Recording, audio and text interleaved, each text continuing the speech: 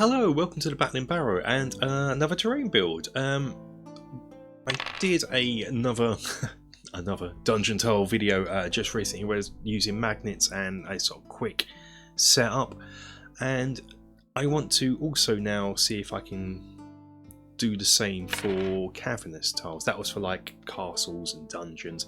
It's going to be for cavernous tiles, so you can set up caverns. It will use the same grid from that video, so you'd need to watch that video first. It's just going to be making the wall pieces. Again, the remit's the same as for that. I want something that can be really quickly set up so it doesn't interfere with the flow of the game. Still looks cool and easy to move pieces that are sort of in the way of sort of players' line of sight of what's going on, and you can replace them. So with that, let's get on with it. So to make the cavern tiles, we're going to be cutting polystyrene squares that are going to be 2.5 by 2.5 inches. And the polystyrene we're going to be using is an inch thick, so they're going to be two. It's going to be this sort of stuff.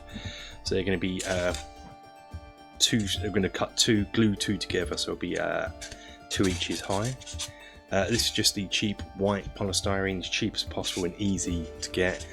I use this just because it's a substructure. I'm going to be covering it with a covering to harden it up and give it a rock texture, so you don't have to use expensive XPS foam, which is also difficult to get hold of in this country.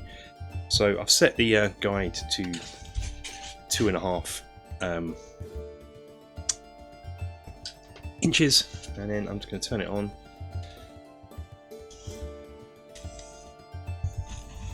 And we're just going to cut out squares.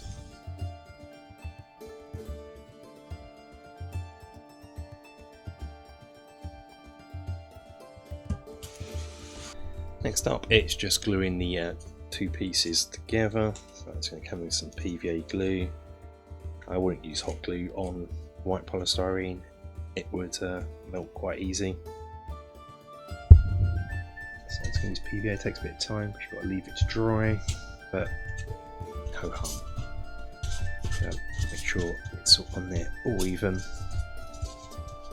We've got 2.5 by 2.5 by 2 inch high cube. That's going to be the basis for our tiles. Once they're dry, we're going to come in and we are going to measure the straight wall section. So we're going to come in a inch and a quarter and put a mark there, and then come in an inch and a quarter, put a mark here. What we're going to do with the hot wire cut, we're just going to sort of cut a sort of wall pattern straight like this, and as long as they meet here and here, you've got two wall sections.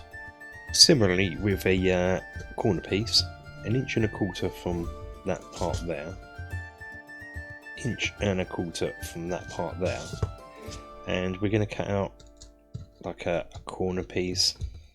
And again, as long as we meet these pieces here, they will match up. Also, while we're doing this, don't throw away this bit. We can keep these. I'll show you why later on when we've completed. But yeah, so here you can see these bits will be removed, and that will be your cavern wall going along, and same here. So now we just got to cut these out.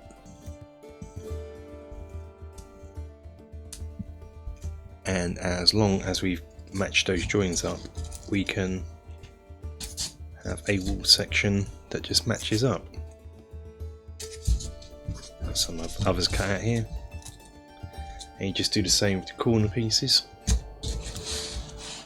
and you're going to keep the bits you cut out from the corner pieces because these will be a return like that. So you got a hole. Also, it's probably recommended that you have smaller wall sections, so here I've just done it into cubes, so I'm going to cut that out.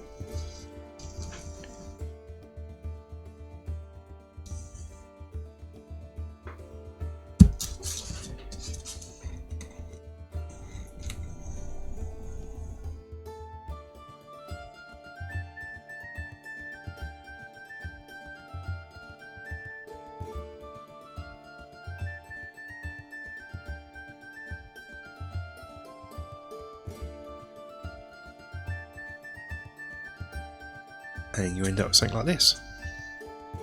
Don't forget to do the same for corners. The principle's the same, just don't go anything over here or here. You'll be fine.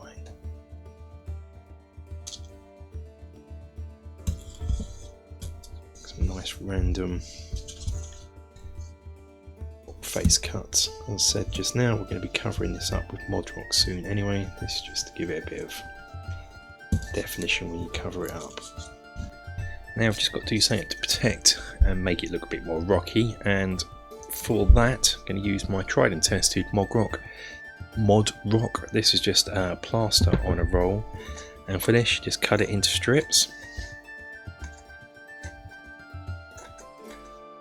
Submerge it in water for a few seconds. Take it out, shake off the water, and put it in like so. And what you're going to want to do really is not get any on the edge here, because we want that to be as flush as possible. And don't worry about too much about the top, but any excess you can fold it over and just get rid of all the holes in it by rubbing it in. And with this, go down the bottom for this one.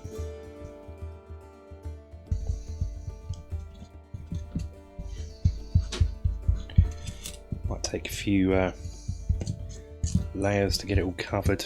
Lovely.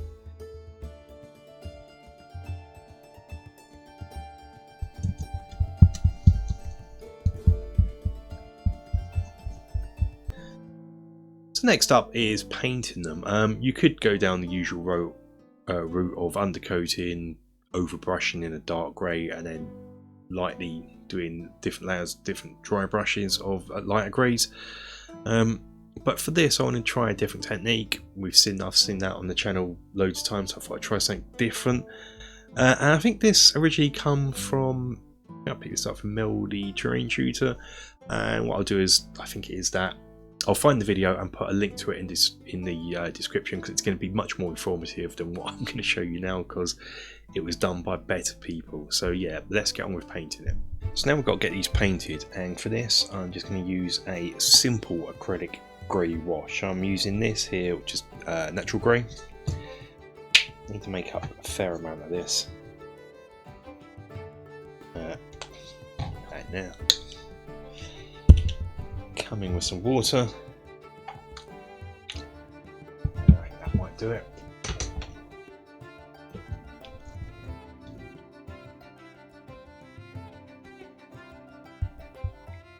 Mix that up.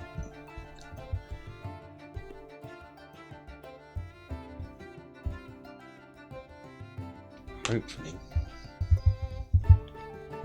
should be enough. So what I want to do, because we're using mod rock, it's got plaster, so hopefully it will seep in. A bit too much paint on that one, not to worry. It goes that way. I need more water in that mix in the next one. A real wrong or right way of doing this.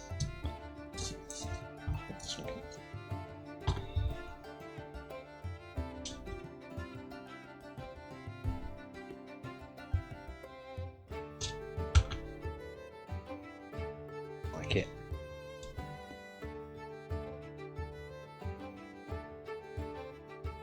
I'm only doing the front. The top's going to be, all the rest around the edges will be black. Because obviously that's not the top of a cave. Along here it's just... So I'm just going to get on with these. Add some browns into it now. This is something called nutmeg spice. Use whatever brown you want, but it's like a light brown. And I'm also going to use a dark brown, sort of umber brown, in this case for Rhinox eyes. Now I'm going to have to work quick, so forgive me if I don't speak too much. I'm going to get a brush like this, just an old brush. I'm going to pre-soak it. I'm going to get a bigger brush. What I'm going to do is I'm going to soak the top. Make sure it's well soaked.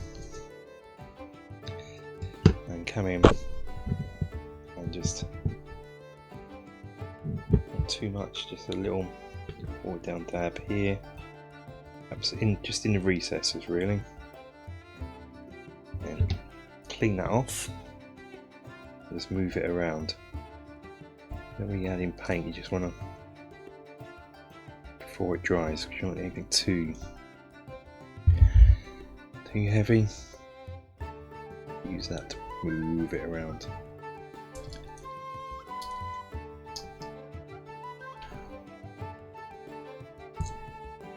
More insurance.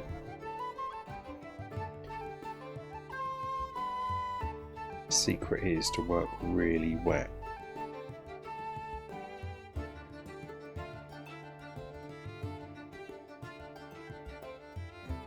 Okay. Wet it again once the dried a little bit. So come in with a big dots of brown in the deeper recesses. Okay, maybe at the bottom. Water your brush, clean it and water it, and sort of move that around. You don't want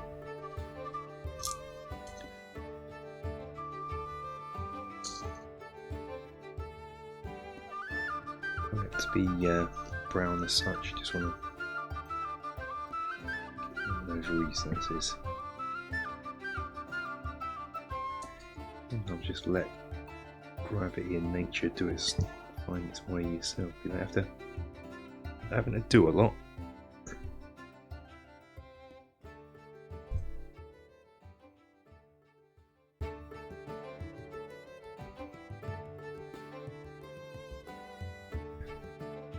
Like so, you get a nice sort of natural rock colour going on.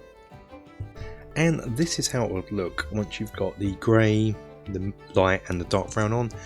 Mel goes into even more detail doing a black wash and a green wash, but I think for our purposes this will do. Feel free if you want to add a bit more colour into it, go and watch his video. I'm happy with that.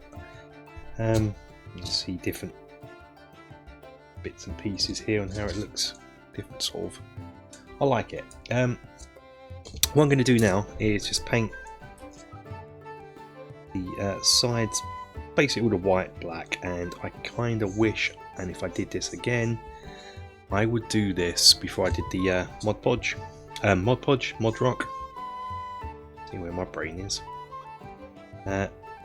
Just for ease, but for now I'm just gonna come through and just gonna paint it black.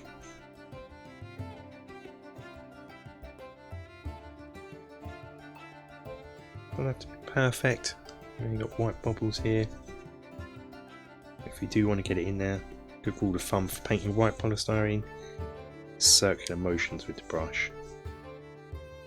So this is how it looks when it's all been painted. It's black all over. But how we're going to get it stuck to here? This is the magnetic sheet from the first magnetic dungeon tile video. I mean, we could use the same stuff we used before, which is this magnetic tape, and just put a few strips on the bottom. But I've already done that, and I like showing off new ways of doing things, so come up with something else. And this is what we are going to be using. This is sheets of magnetic material that apparently is 1/2 mil thick, so it's still in sheets. Magnetic material, sort of the stuff you'd use for fridge magnets. Not exactly powerful, but it doesn't need to be for this. What we're doing, all it's got to do is just hold it in place, so, and it sticks that way. So there we go. I can stick it on. You're not gonna be holding much up with this. It's not the most powerful magnet, but as I said, it doesn't need to be. It just needs to hold a Cavern piece in place. It's shiny on this side, matte on this side, and it's the shiny side that's magnetic. So can get our tile, and we're gonna simply so we're gonna put our piece in place.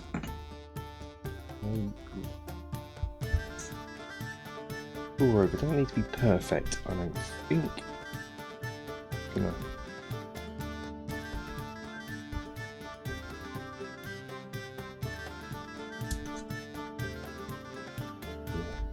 I just about see that, so and then I'm going to cut this out.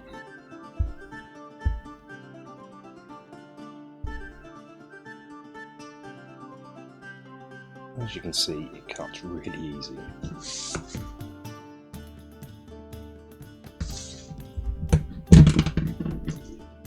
And we're just going to stick that to the underside.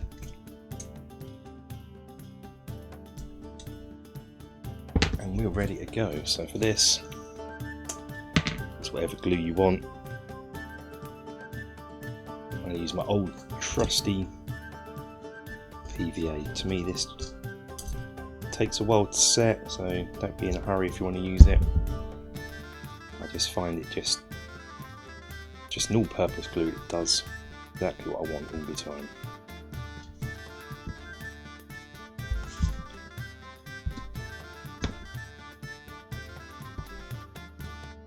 Leave that to dry. Just going to go and do all the others now. It'll probably stick to this. So, great, perfect, exactly what I want. So this is what the tile looks like.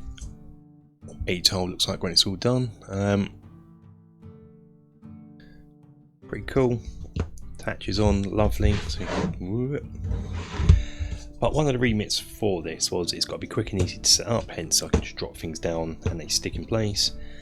I also wanted to be able to recreate everything that my old dungeon tiles that I made did, and these were specifically done, initially done for Lost Mines of Phandelver, but of course they were generics, you could use them for other games. But so on that, let's see if we can set up the Lost Mines of Phandelver caverns, the first cavern you're going to come to. So this would be the one with the kennels in. So I'm just going to plunk bits down, see how I get on. So yeah, we've got that into there.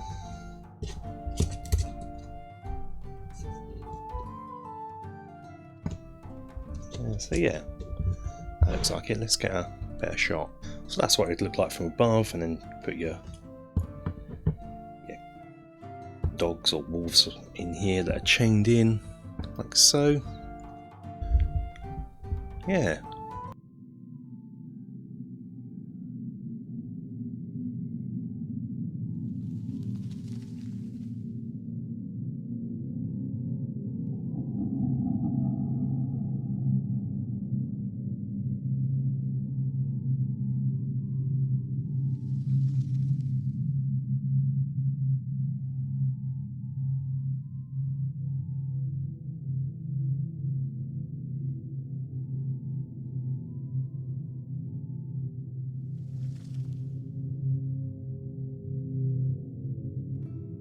Now let's move on to the area that leads on from that, from the passage here. This is area 8, which is Clark's Cave, and this is how I'd set it up.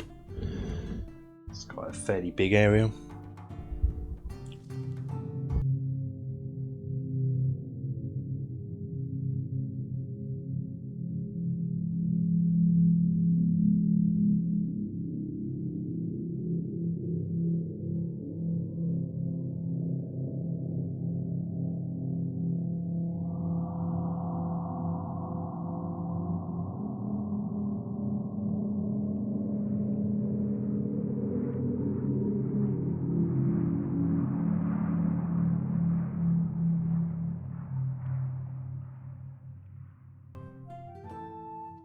And the last area I just want to show off for this video is area 6, which is the Goblin Den. It's how I'd set it up on this.